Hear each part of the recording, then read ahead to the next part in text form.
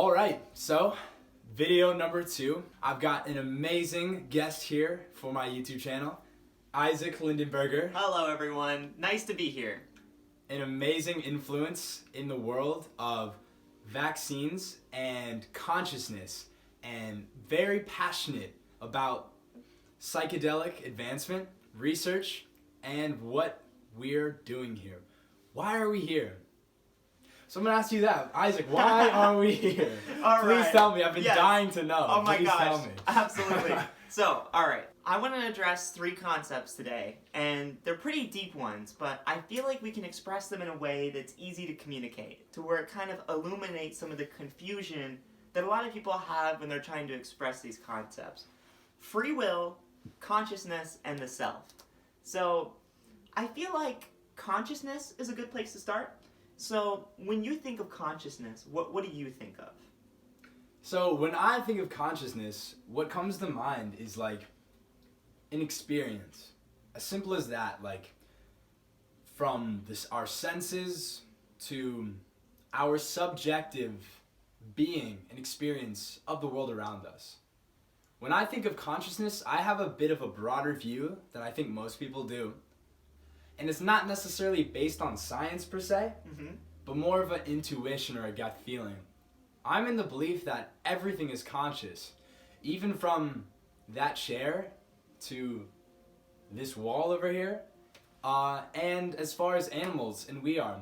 I really don't believe that the consciousness of animals is that different from us. And while there's different levels to it, I don't think anything exists separate from consciousness. But that's just me. What do you think, Isaac? So what Oliver is saying is that consciousness itself, this is described in the 1800s by the paper What Is It Like to Be a Bat by Thomas Nagel, that expresses consciousness is what it's like to be something. And so when you took it a step further and said everything is conscious, like it's like something to be an atom, or it's like something to be the universe, that term is panpsychism. So it's the belief that everything is conscious at the level that consciousness is a fundamental property of the universe. So consciousness itself, as considered by the scientific community, isn't seen as really doing something. It's seen as kind of along for the ride. And some of the evidence for this is that when your brain is doing something, like moving your hand, you start to do it before you realize you're doing it.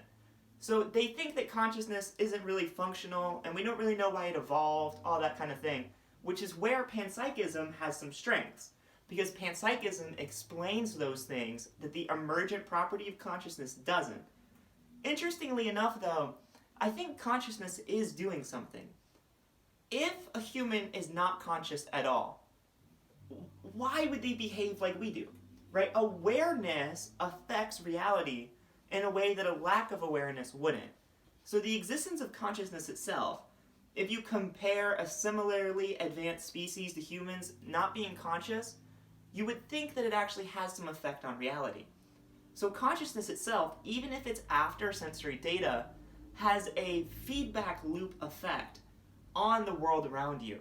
And so it seems, like Annika Harris pointed out in her book, when consciousness thinks about itself, it is doing something that you wouldn't be able to do without consciousness at all. So I think consciousness, as opposed to traditional beliefs in the scientific community, has a function, and it actually is doing something, along with being an awareness of what is going on in the physical world. And I also like panpsychism a lot. I think that it's worthy of more weight than a lot of people give it.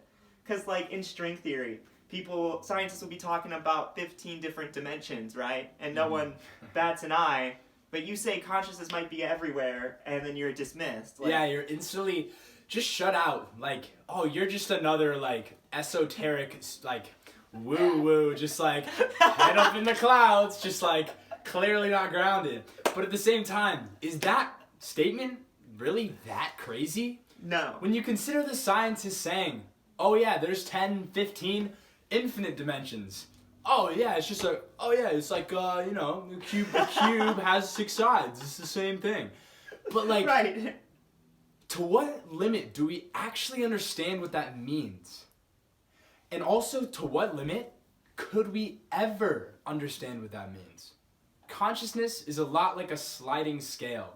It's a perspective that Isaac actually just brought to me earlier before this video that I found very, very profound and very interesting. So if you want to dive into that, yeah, definitely. it connects perfectly. Yeah. So we already have the idea that consciousness is doing something functionally in the universe. But what is free will? Well, most people, they define free will, at least in the academic sense, as not having an influence on your decision. So I can do something that's not reflective of my environmental pressure, right? And this idea of free will might not exist, but it's not the idea that most people think. Sorry to cut you off. Oh, you're good. Just like so we can all have an understanding here. So when you say that, you mean choosing actions that aren't directly for survival, like that transcend just basic survival needs. Yeah, most people, like the academic sense of free will doesn't really make much sense, but that's not what most people are talking about. Like most people are talking about will in response to the environment that's not direct. So like an animal, right? Okay. An animal has to respond to their environment. They have no choice. But a human has a certain awareness of how their environment affects them. And that conscious awareness of what's happening around you allows you to transcend what's happening around you. So if you realize the universe is pulling your strings, you can grab yourself up by your own strings and basically control your reality. So instead of dismissing free will as a basic idea that can just be dismissed, instead think about it as existing on a spectrum. So you can gain more freedom of will over your environment the more you pay attention to what's going on around you. So I think most people have a rudimentary level of free will in the sense that they can use their conscious thoughts to affect reality. But the more you realize how you're being affected by your surroundings, the more you can choose not to respond to your surroundings. You can choose not to instantaneously react to a stimulus around you. And that level of awareness, kind of like with meditation, watching a thought and not being sucked into it, is a level of freedom of will. And so if you view free will as a spectrum, you can gain more of it, then it's a more coherent concept. So a thought that just popped into my mind, it's like with that example as there are strings like that are controlling you. And so by becoming aware of your consciousness, you can then grab the strings behind you. And the more aware you are, the more strings you have control over. Yes. And then by becoming more conscious and gaining back more of your power and that free will, you become more and more of the grand puppeteer of your life. Exactly. And you defined it well earlier when Oliver brought up the subconscious, right? And so the subconscious, along with your environment, is affecting you in the same way. And so if you're aware of not only how your environment affects you, but how your subconscious thoughts affect your behavior, then you can make the unconscious conscious and use that to transcend your own inner self and then control your reality in a way that you want it to manifest. So thinking about it along these lines, by realizing that free will doesn't exist, you can gain free will. And it's like, it sounds paradoxical, but it is actually true. So all of this sounds really great, like regaining that power, becoming the master puppeteer of your life. But at the same time, how do we make the unconscious conscious? It's living an examined life. So I think a lot of it has to do with introspection. So like, really all it is paying attention. So looking for what is causing you to behave in the ways that you're behaving. Internally, looking at why you're reacting, why you're doing something in response to a stimulus that comes within you, and why you're reacting to certain things in your environment, and noticing how they affect you. So just by simply paying attention and using your attention in a way you find valuable, which is a skill that meditation develops, that is how you can transcend both your inner unconscious and your external environment. And then that is the spectrum of free will that encourages development. Because if you just say free will doesn't exist, most people just stop there. They're like, oh, well, fuck me, I can't do anything. Like, what am I going to do? Like, but if you set a goal of being able to develop more control over your existence, then it gives people something to work towards. And that is worth giving to people. Also, it's just true. You know, you can control your environment more than you are currently. Everyone can. So I feel like it's a good goal to establish. Yeah, and also, just from my personal journey, the years I've spent becoming more introspective and trying different methods for regaining that personal power, turning your pain into power, and therefore getting more conscious awareness about what's really going on the inside and the outside. What I found, most people think meditation is the highest of the high, and that the more hours you spend a day meditating, the more aware you'll be, and the more connected and consciously aware. And while that is true, I've discovered ways that are actually a lot more effective with the amount of time you spend. But then again, they're not necessarily as pleasant, because a lot of the stuff going on in our internal, that mental bandwidth is being stolen by subconscious beliefs that run you. This is usually linked to trauma from when we're very young. From the ages 0 to 8, we're in this space called a theta state, very similar to a dream state.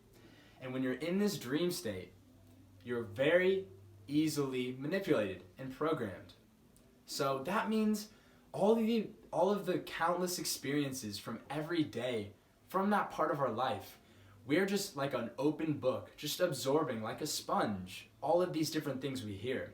So that means if somebody tells us that, hey, you're stupid, when you're just a little kid and you don't know any better, it's very likely that subconsciously you'll attach to that and have ego identification with that belief.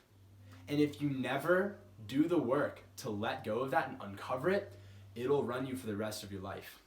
And meditation is good for getting yourself back into that theta state to be reprogrammed. If you never dive in to what's going on, then you'll never be able to regain that power, that mental bandwidth, and grab hold of more strings to finally have control and free will over your life. Yes, exactly. The way you put that also perfectly expresses the problems with identifying with the self. Yeah. So like you said, like when you attach the idea of being stupid with your ego and your ego self, it can manifest a lot of problems for you. Internally, it can be a real struggle, and it can cause you unnecessary levels of harm that you really don't need to experience, needless suffering. So the Buddha put it nicely when he said that attachment to the ego self is the root of all human suffering, or dukkha. And realizing that the self, in the way that it appears in consciousness, that's not really the true self. Like, the idea of a self appears, right? And you feel like you're a self. But that has to appear for you to notice it. So it's appearing in consciousness. And consciousness isn't defined by what's in it, right? You are the conscious awareness of everything that appears in your life. Your hands, your feet, and even the idea of being a self. But your hand does exist, even though it's appearing in consciousness, and so do your feet. So consciousness isn't defined by its contents, so it's not prescriptive, but it is descriptive. And so even though ideas about the self are appearing, it doesn't invalidate the ideas about the self that are manifesting themselves. And so when you pay attention to what your thoughts are about yourself, you can get to the idea of what your self actually is without identifying with the feeling of being an ego or being a self.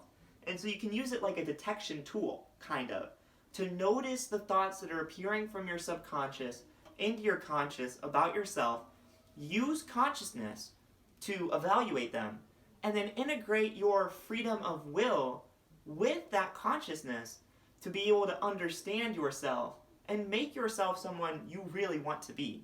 And so it's like that awareness, like directing that awareness in a way you find valuable internally towards yourself without being intrinsically attached to it is a way that you can see the self as it appears as an illusion, but still know your true self.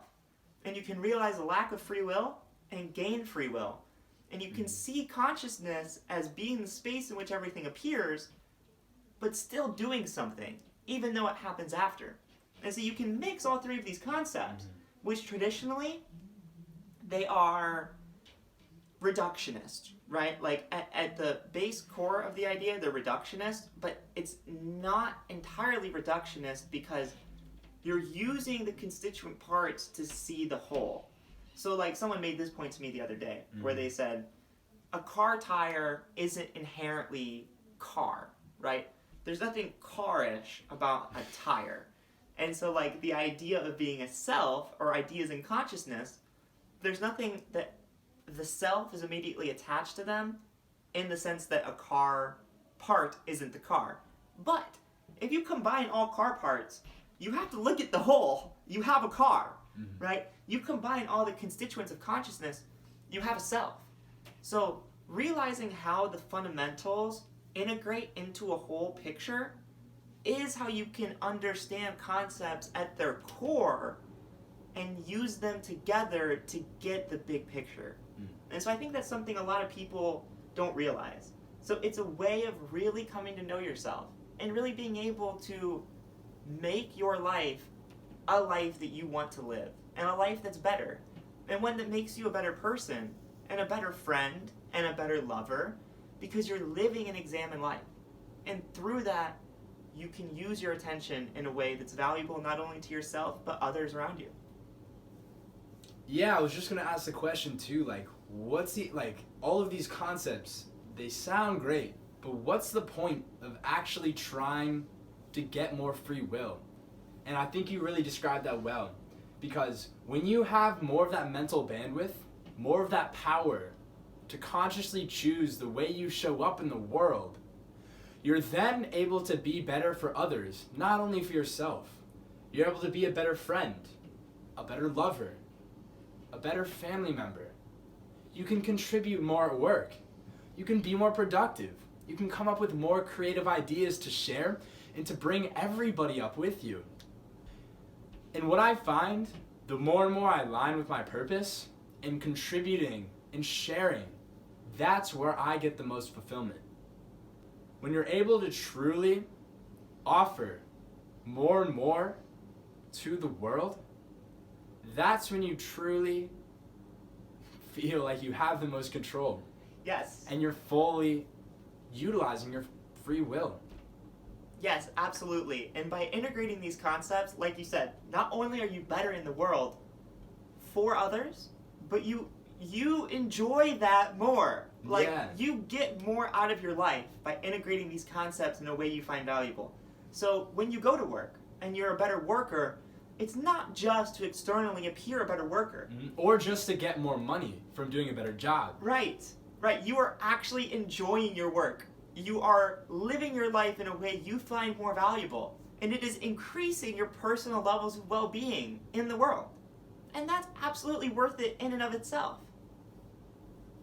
It's even better that it affects others in a good way. Yeah, it's just one big win-win. And that's... Yes. I think that's why we're so passionate about sharing this with you. Because we want you to get more of that free will. And to truly step into your power. Not only for the enjoyment of your own life, but for the world at large. Absolutely. Well, Oliver, thanks for having me on. I really feel like these concepts are illustrated in the way that you've kind of helped me describe them in a way that's coherent. Because a lot of people, when they're talking about free will or the self, they get very confusing. They don't talk in the sense that everyone can understand it. And so it's important to integrate these ideas in a way that's universalizable, so that people from any domain can understand them. So you're not limiting your demographic to a certain subset of people in the population, because these truths are universal. And because they're universal, you want to describe them in a way that's universalizable. And I think that's what we've done here. Yeah, I think we've done a wonderful job. Thank you so much for coming on my channel. Yes, thank you. It's been a pleasure talking and sharing. It has been an absolute pleasure. It's wonderful getting to hear all these really in-depth breakdowns of how some of the most fundamental concepts of our world work. Especially somebody who has done the research and has really spent a lot of their own personal time figuring these things out and learning from the best teachers out there.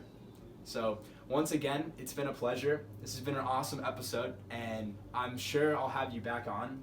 This was just so much fun. Yeah, And I would can't love to wait. do this again. Me So too. thank you guys for watching.